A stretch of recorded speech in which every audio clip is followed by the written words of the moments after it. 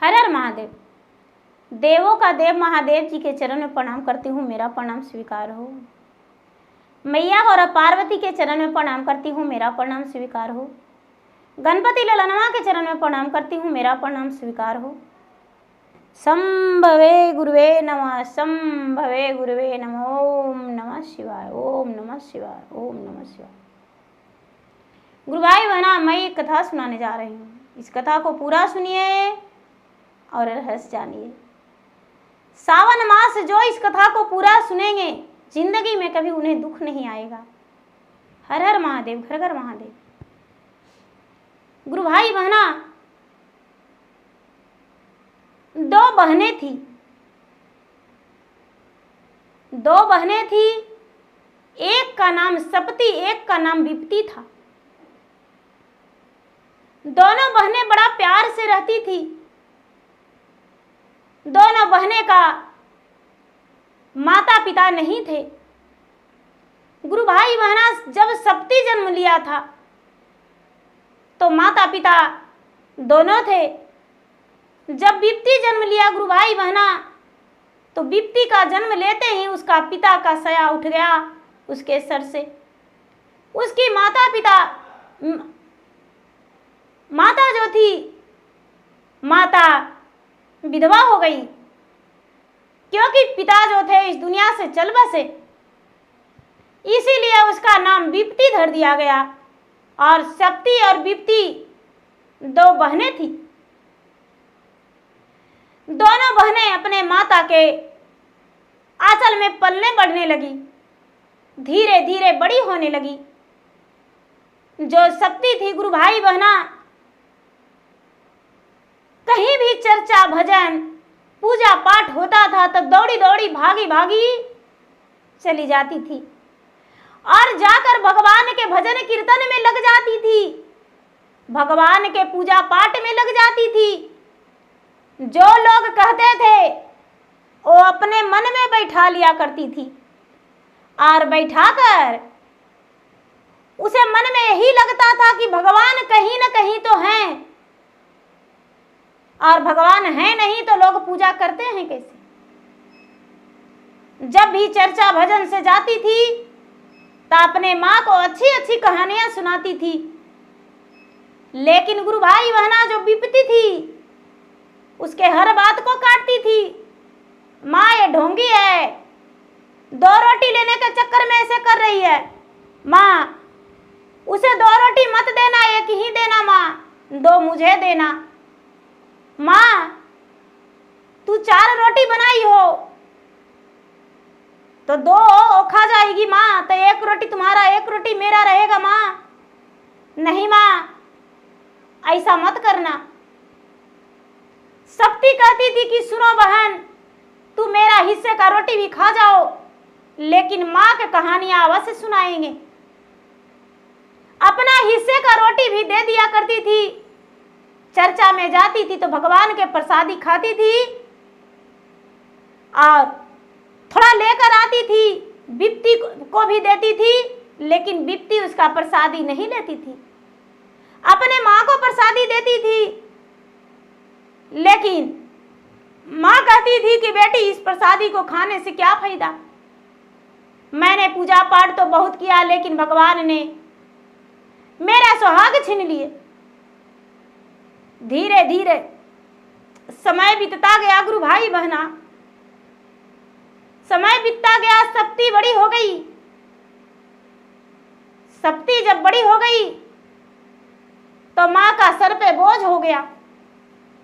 माँ को लगने लगा कि इतना रुपया हम कहाँ से लाएंगे, हम सपती का ब्याह कैसे करें। मेरा सपती कितना सुंदर है, कितना सुशील है, कितना ज्ञानी है, कितना तेज है।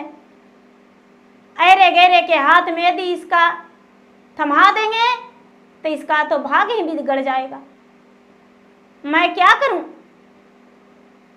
धीरे धीरे समय बीतता गया। बिल्कुल बड़ी हो गई, सियाना हो गई, शादी का योग हो गई सपती। विपती तो थोड़ा छोटी थी। बेचारी अपने परिवार और रिश्तेदारों से सपती के माता अर्जु विनती किए, लेकिन इसका मदद करने को लिए कोई तैयार नहीं हुए। गुरु भाई बहना, जब समय बिगड़ता है तो लोग कलंक लगा देते हैं, लेकिन मदद कोई नहीं करते हैं। ये सत्य है। समय अच्छा रहेगा तो चारों तरफ से आपका परिवार आपको घेर लेगा, लेकिन बुरे वक्त में भगवान सिर्फ काम देते हैं। सिर्फ भगवान सहारा होते हैं, उसके अलावा कोई नहीं। सप्ती के माँ जो थी बड़ी टेंशन में थी। धीरे धीरे इधर उधर बगल बगल से बात फेरते रही कि बहन, मेरा बेटी का ब्याह करना है, मेरा बेटी का ब्याह करा दो बहन। बेचारी एक पड़ोसन थी, दूसरे के घर चूल्हा चौका करने जाती थी, बड़ी दयालु थी, भगवान की भक्ति करती थी। वो कहती है कि देखो बहन, जिसका कोई नहीं होता है उसका भगवान होता है, चिंता मत करो, हम तुम्हारा बेटी का अवश्य ब्याह करवा देंगे। बेचारी धीरे धीरे बात फेरती रही और एक दिन सप्ती का ब्याह तय हो गया। सप्ती का ब्याह तय हो गया, एक अच्छे घराने में सप्ती का ब्याह हो गया। गुरु भाई बहना, जब सप्ती ससुराल गई तो इसका ससुराल वाले बड़े खुश थे, क्योंकि सप्ती बहुत सुंदर थी और बहुत सुशील थी, काम करती थी बड़े लगन से, बड़े मेहनत से। इसके घर में कोई कमी नहीं। ससुराल जाते ही अपने सास ससुर का दिल जीत लिया, अपने पति का दिल जीत लिया। अड़ोस पड़ोस के लोग इसे देखकर तारीफें करने लगे। अजी आपका बहू तो कमाल का है, आपका बहू बड़ी अच्छी है, आपका बहू आई है प्रतिदिन स्नान करके पूजा पाठ करती है, जब वो मंदिर में जाती है तो भजन करने लगती है तो हम तो मस्त मगन हो जाते हैं और सुनने लगते हैं उसका भजन। उसका भजन सुनने के लिए मैं जल्दी बिस्तर छोड़कर और बैठ जाता हूँ मंदिर के पास। कुछ लोग उसका भजन सुनने के लिए मंदिर के पास बैठ जाते थे। पशु पक्षी जो थे, मंदिर के पास एक पीपल का वृक्ष था, पीपल के वृक्ष पे ऊपर पक्षी बैठ जाती थी और नीचे पशु उसके आवाज सुनने के लिए, उसका मंदिर में जो गाती थी वो राग सुनने के लिए नयन भरे आ जाते थे उनका भजन सुनकर। बड़े अच्छे से गाती थी, लोग पूरे गांव में इनका चर्चा होने लगा। सप्ती का नाम सब कोई जापने लगे। बूढ़े बुजुर्ग सब इसके पास जाने लगे और कहने लगे कि बेटी, अपना कथा कहानी थोड़ा मुझे भी बताना। बेचारी शिव पूजा करने के लिए लोगों का बताने लगी। लोग उसके देखा देखी कहा सुनी शिव पूजा करने लगे, चर्चा भी करने लगे। बेचारी सप्ती लोग को सवार दी, गांव को सजा दी। अब गांव में कोई प्रकार के झगड़ा झंझट नहीं होने लगा।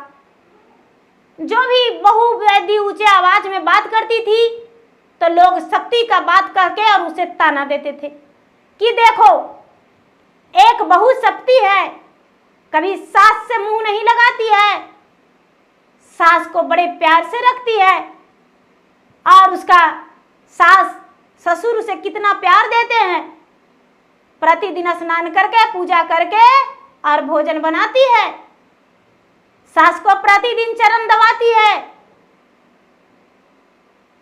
जो बहू अपने सास से मुंह भी लगाती थी, सप्ती का नाम सुन के मुंह बंद कर लेती थी। धीरे धीरे समय बीतता गया। गुरु भाई बहना, सप्ती अपने रिश्तेदारों से, सास से, ससुर से, पति से बोली कि मेरा बहन एक विपत्ति है, उसका भी ब्याह हो जाता तो अच्छा था। गुरु भाई बहना, उसका जो पति थे विपत्ति के लिए एक सुंदर घर वर ढूंढ दिए और बिप्ती का ब्याह अपने सर पे लेके उसका कर दिए। बिप्ती जो थी अच्छे व्यवहार से घर में नहीं रहती थी, झाड़ू नहीं लगाती थी, आंगन में भोजन कर लेती थी, सप्ताह में एक दिन स्नान करती थी, गंदे कपड़ा पहनती थी, सास को कभी भोजन आगे में नहीं परोस कर दिया करती थी, अपने पति से बदतमीजी करती थी। लोग उसको बारे में पूरा शिकायत करते थे। गुरु भाई बहना धीरे धीरे समय बीता। सप्ती का 2 पुत्र 1 पुत्री हो गया, लेकिन बिप्ती का ब्याह का भी कई वर्ष हो गया, एक भी संतान नहीं हुआ। बिप्ती का परिवार कहने लगे, सप्ती के घर जाकर शिकायत लगाने लगे और कहने लगे कि देखिए आपका बहन का हम छोड़ देंगे, 5 वर्ष हो गया ब्याह का, उसका एक भी संतान नहीं हुआ है, वैसा बहू को रखकर हम क्या करेंगे। बेचारी हाथ जोड़ कर विनती करने लगी कि देखिए समय से हो जाएगा, अरे 5 वर्ष कोई ज्यादा नहीं हुआ है, बच्चा होगा। लोग इसका बिप्ती का अनेक शिकायतें लगा रहे थे। छोटी बहन का बड़ी बहन माफी मांगती जा रही थी, उसको बसाने का कोशिश कर रही थी। धीरे धीरे समय बीतता गया। गुरु भाई बहना सप्ती जाके बड़ी समझाई कि देखो बहन, पूजा पाठ करो, अपने परिवार का अच्छे से रखो, माँ विधवा है, माँ तुम्हारा बोझ संभाल नहीं पाएगी, माँ का खर्चा तो मैं जुटाती हूं। लेकिन बिप्ती मानने को लिए तैयार नहीं थी। धीरे धीरे समय बीता। गुरु भाई बहना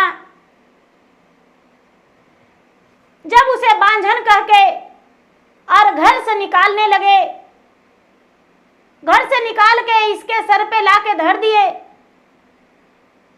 सप्ती के घर में पहुंचा दिए कि तुम ही रखो अपना बहन के।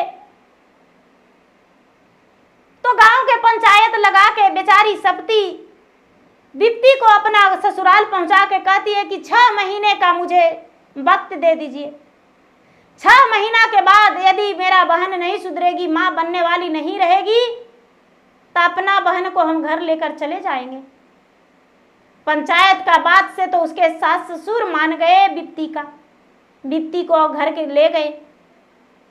बेचारी चर्चा में बैठ के भगवान से कहती है महादेव से कि हे महादेव,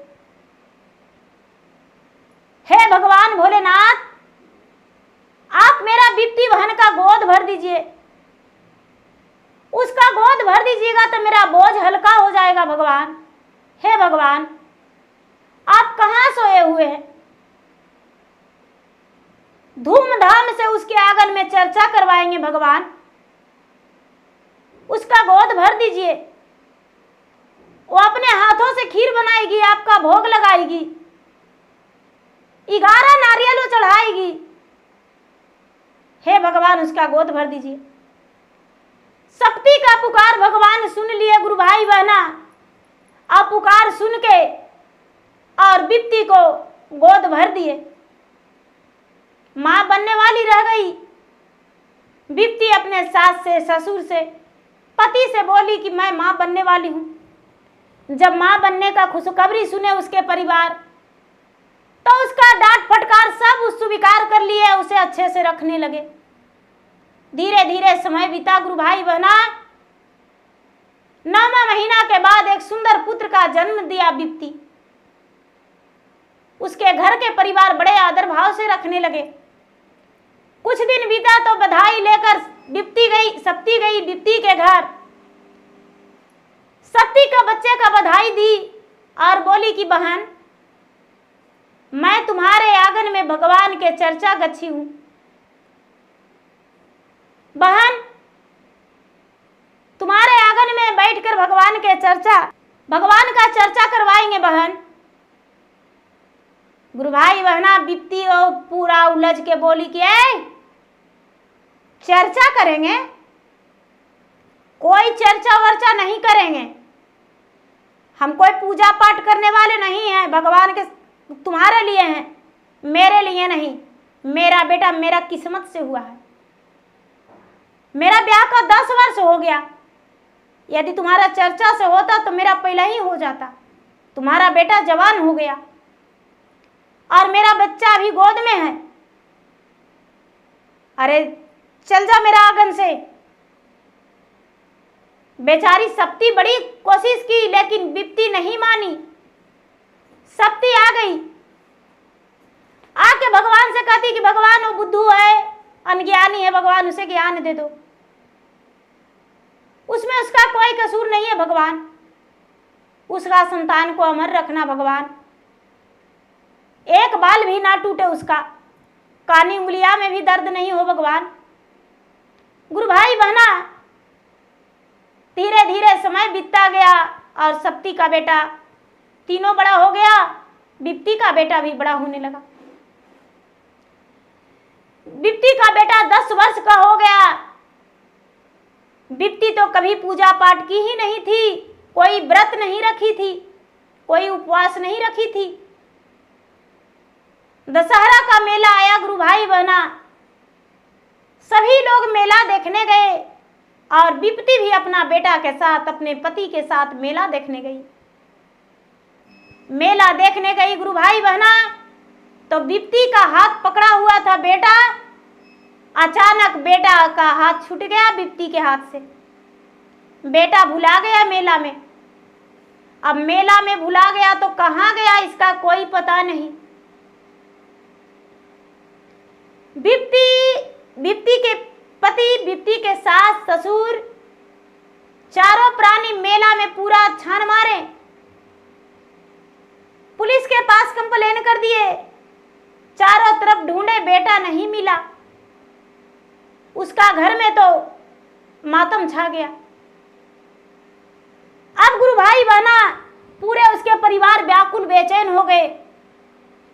बेटा का भुलाया हुआ 4 दिन, 8 दिन, 10 दिन बीत गया। अब तो किसी का भी बेटा खो जाएगा तो क्या अन्न पानी सुहाएगा। बिप्ती भी बड़ी परेशान थी, उसके पूरे परिवार परेशान थे।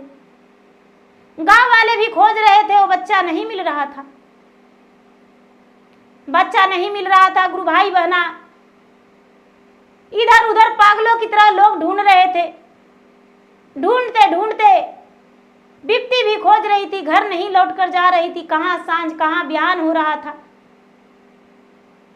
हारी थकी एक मंदिर के पास बैठ गई बिप्ती, जहां भगवान भोलेनाथ का चर्चा हो रहा था। चर्चा में लोग कहानी कह रहे थे तो बिप्ती ध्यान से सुनने लगी। बिप्ती ध्यान से सुनने लगी। एक गुरु बहना थे, वो कहने लगे कि देखिए गुरु भाई बहना, मनुष्यों से आशा ज्यादा भगवान को होता है। भगवान का आस बहुत बड़ा होता है। देखिए गुरु भाई बहना, माताएं तो होती है 5, लेकिन सबसे बड़ी होती है आसमाएं। तो आसमाई को आसरा पूरा करना चाहिए। आसमाई को आस पूरा करना चाहिए। गुरु भाई बहना, भूख माए, प्यास माए, नींद माए और शांति माए। आस माए, प्यास माए, भूख माए, नींद माए, शांति माए। माँ तो 5 होती है, लेकिन सबसे बड़ा आसमां होती है। एक राजा थे गुरु भाई बहना, उसका संतान नहीं हो रहा था और संतान के लिए राजा तड़प रहे थे। और राजा तड़प रहे थे गुरु भाई बहना, तो राजा की पत्नी 2 बहनें थी। तो उसका बड़ी बहन जो थी, चर्चा में जाकर और अपने बहन के लिए मन्नत मांगी कि हे भगवान, हे भोलेनाथ, यदि मेरा बहन का संतान हो जाएगा तो हम बहन के आंगन में चर्चा कराएंगे, 11 नारियल फोलेंगे और खीर का भोग लगाएंगे, लड्डू बांटेंगे, मिश्री बादाम बांटेंगे, भोग लगा के बाजा बजवाएंगे, ढोल बजवाएंगे। लेकिन गुरु भाई बहना, राजा का बेटा जब बड़ा हो गया तो राजा का बहुत बड़ा घमंड हो गया। राजा की पत्नी का जो बड़ी बहन थी वो बोली तो राजा के पत्नी कहती है, राजा के पत्नी कहती है कि ये मेरा भाग से बेटा जन्म लिया है, तुम्हारे कहने से नहीं। पत्थर में क्या औकात जो मुझे पुत्र दे दे? नहीं नहीं, हम तुम्हारा बात नहीं मान सकते हैं और आंगन में कोई चर्चा मेरा नहीं होगा। तू पता नहीं किस बदबुआ देगी, मेरा आंगन में गालियां देकर चली जाएगी। बहन ने बेचारी छोड़ दी और जब उसका बेटा का 10 वर्ष हुआ तो उसका बेटा मेले में भुला गया। राजा रानी पागलों की तरह ढूंढ रहे हैं। गुरु भाई बहना, ए भगवान के सामने सर झुका के पटक के कहती है कि हे भगवान, यही गलती तो मैंने भी किया हूं, यही गलती तो हम भी किए हैं भगवान। आज तक कोई देवी देवता का प्रसादी नहीं खाए हैं, कोई भगवान का नाम अपने होठ पे नहीं लिए, अपने से बड़े को कभी चरण मैंने नहीं छुआ। हे भगवान, सचमुच में आप भगवान हैं तो मेरा बेटा को लौटा दीजिए भगवान। हम आपको पूजा पाठ करेंगे, हम चर्चा करवाएंगे अपने बहन से, अपने हाथों से खीर बनाएंगे और 11 नारियल नहीं 21 नारियल चढ़ाएंगे। हे भगवान, मेरा बेटा मिल जाए। बड़ी प्रेम से मन ही मन मन्नत की और मन्नत करके भगवान के सामने माथा टेक के हाथ जोड़ के विनती करके और आरती ली, प्रसादी खाई और चलने लगी तो एक गौ चरवाहा थे, बूढ़ा गौ चरा रहे थे। उसे कहती है कि भैया गौ चराने वाला, इस रास्ता से एगो बच्चा देखे हैं 10 साल का है, भुला गया है, 15 दिन हो गया भुलाए, दशहरा का मेला में भुला गया, मेरा ही बेटा है। वो जो गौ चरा रहे थे कहते कि हाँ हाँ देखे हैं, जो बैलून बेच रहा था मेला में, बैलून वाला के साथ है, वो गया है, इसी गांव में है, जाकर पूछो। बाजार में वो बैलून बेचने गया था, गुब्बारा। वो जो बिप्ती थी वो पागलों की तरह गांव में गई और सबसे पूछने लगी कि मेला के दिन गुब्बारा कौन बेचने गए थे। तो लोग बताए, उसके घर गए तो बाहर में उसका बेटा खेल रहा था। बेटा को देख तो इसका आंखों में आंसू भर गया और बेटा में लिपट के कहता है, बेटा यहाँ तू? ला हाँ माँ, तू तो पता नहीं कहाँ चली गई थी मुझे छोड़कर। गुब्बारा वाला जो भैया थे उनका हाथ पकड़ के मैंने इनके साथ घर आ गया।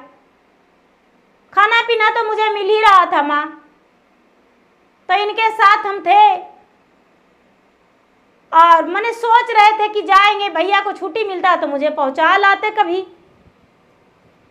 माँ तू आ ही गई हो तो चलेंगे साथ में। गुरु भाई बहना, बेटा जो था बेटा साथ में गया। अपने बहन के घर बिप्ती गई सप्ती के पास और हाथ जोड़ के कहती कि बहन मेरा घर में चल के शिव चर्चा कर दो बहन, मुझसे बहुत बड़ा भूल हो गया बहन, चलो मेरे घर। गुरु भाई बहना, बिप्ती जो थी, बिप्ती सारी सामग्री अपने आंगन में लाई, कमल के फूल पे भगवान के आसन लगाई और आसन लगा के भगवान को बड़े प्रेम से बैठाई और भगवान को सूरत निहार के कहती है कि हे भगवान, मैं सब दिन आपको तस्वीर समझा था, लेकिन भगवान मैं आपको अब भगवान मान रहा हूं। अब आप में भगवान मुझे दिखता है भगवान, अब तो लग रहा है कि मैं आपसे बात कर रही हूं। हे भगवान, आपने मेरा बेटा को लौटा दिए। भगवान, अपने बेटा के मन्नत मैं आज पूरा कर रही हूं। भगवान, महीना में एक बार शिव चर्चा अवश्य कराएंगे अपने आंगन में। उसके बहन ने बड़े प्रेम से उसके आंगन में शिव चर्चा की। गुरु भाई बहना, शिव चर्चा करके उसके बेटे के हाथों से नारियल फुलवाई, उसका बेटे से ही आरती लगवाई। उसका बहन ने चर्चा समाप्त करके सबके प्रसादी बंटवाई। बहन को सुंदर से साड़ी दी गुरु भाई बहना विपत्ति, और बहन के अपने माता मानी कि मैंने तुम्हें अपने बड़ी बहन को दर्जा कभी नहीं दिया था, लेकिन आज से मैं तुम्हें माँ भी मानती हूँ। तू मेरा बहन ही नहीं, मेरा माँ भी तू ही हो, पिताजी भी तू ही हो। बहन, तेरा हर सुख दुख में अब हम साथ रहेंगे, और सप्ती और विपत्ति दोनों बहन मिलकर रहेंगे। गुरु भाई बहना, उस दिन से बेचारी विपत्ति महीना में एक बार अपने आंगन में चर्चा कराने लगी, और चर्चा करवाती थी तो विपत्ति को जरूर उसका ससुराल से बुलाती थी। गुरु भाई बहना, दोनों बहनें का सुखी जीवन और खुशी जीवन बीतने लगा, और दोनों सुख शांति से रहने लगे। तो भगवान के नाम लेने से गुरु भाई बहना भगवान अवश्य दया बरसाते हैं। जो लेकिन सच्चे मन से हृदय से भगवान को पुकारेंगे, उसे भगवान दर्शन देंगे और दुख का हरण करते हैं। तो गुरु भाई बहना, मेरा वीडियो अच्छा लगे तो मेरा वीडियो का लाइक करें, शेयर करें। चैनल पर यदि नए हैं तो चैनल का सब्सक्राइब करें, बेल आइकन घंटी को दबाएं, जो कि मेरा वीडियो का नोटिफिकेशन सबसे पहले आपके पास जाए और आप मेरा वीडियो का सुन सके, देख सके और लाभ उठाएं। धन्यवाद। हर हर महादेव, घर घर महादेव।